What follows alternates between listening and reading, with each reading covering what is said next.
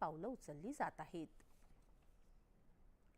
पंतप्रधान नरेंद्र मोदी यांनी केलेल्या बचतीच्या आवाहनाला प्रतिसाद देत राज्यात मुख्यमंत्र्यांसह सर्व मंत्र्यांच्या ताफ्यातल्या वाहनांची संख्या अर्ध्यावर करण्यात आली आहे। मंत्री आणि अधिकाऱ्यांचे परदेश दौरेही रद्द करण्यात आले आहेत। या संदर्भात मुख्यमंत्री देवेंद्र फडणवीस यांनी उच्चस्तरीय बैठक घेतली आणि विविध उपाययोजनांचा आढावा घेतला। यावेळी त्यांनी काही निर्देशही दिले। त्यानुसार बहुतांश बैठका ऑनलाईन घेण्यास सांगितलं आहे।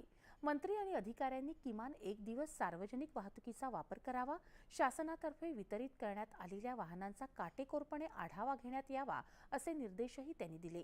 त्याशिवाय ऊर्जा बचतीसाठी अनावश्यक होर्डिंग्स तसंच फ्लेक्स यावर डेकोरेटिव्ह लाइटिंगचा वापर होणार नाही याची काळजी घेण्याचे निर्देशही मुख्यमंत्र्यांनी दिले आहेत। देशहित डोळ्यासमोर ठेवून दूरदृष्टीने बचत करण्याचा निर्णय आम्ही घेतला आहे असं मुख्यमंत्री देवेंद्र फडणवीस यांनी म्हटलं आहे।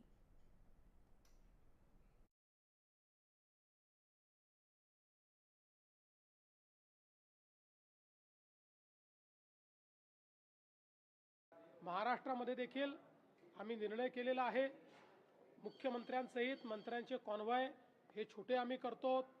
विदेश यात्रांवर अधिकारी असतील किंवा मंत्री असतील निर्बंध आम्ही आणतो। ज्या ज्या गोष्टींमध्ये परकीय चलन खर्च होतो त्या गोष्टींची खपत कशी कमी करता येईल याचा प्रयत्न आम्ही करतो। वेगवेगळ्या पद्धतीनं आपल्याला आपल्या देशी गोष्टींना कसा त्या ठिकाणी एक बढावा देता येईल असा प्रयत्न देखील आम्ही करतो। हे काही एका दिवसात होणार नाही आहे, पण आपण सगळ्यांनी मिळून प्रयत्न केला तर निश्चितपणे आपण हे पूर्ण करू शकतो।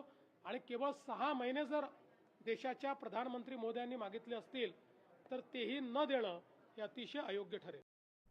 पंतप्रधान नरेंद्र मोदी यांनी देशहित डोळ्यासमोर ठेवून आवाहन केलं असून आपण सर्वांनी इंधनाची काटकसर करायला हवी असं उपमुख्यमंत्री एकनाथ शिंदे यांनी म्हटलं आहे। इलेक्ट्रिक वाहन वापरण्यास आपण सुरुवात केली असून आपणही आपल्या वाहन ताफ्यात कपात केली आहे असं शिंदे म्हणाले।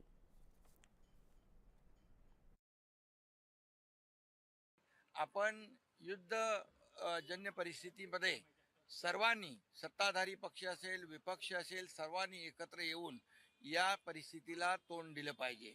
या ठिकाणी जे त्यांनी काटकसरीचं नियोजन सांगितलेलं आहे त्याप्रमाणे पेट्रोल, डिझेल याचा वापर कमी झाला पाहिजे।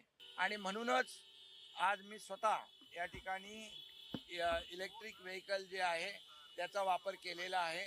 आणि इतर ज्या काही गाडी ज्या माझ्या ताफ्यामध्ये ज्या आवश्यक सुरक्षेविषयक आवश्यक ज्या गाड्या आहेत तेवढ्याच गाड्या या माझ्या ताफ्यामध्ये राहतील। आणि गाड्या देखील जेवढ्या कमी करता येतील तेवढ्या कमी केल्या जातील। आणि इलेक्ट्रिक व्हेकलचा जास्तीत जास्त वापर आपण केला पाहिजे।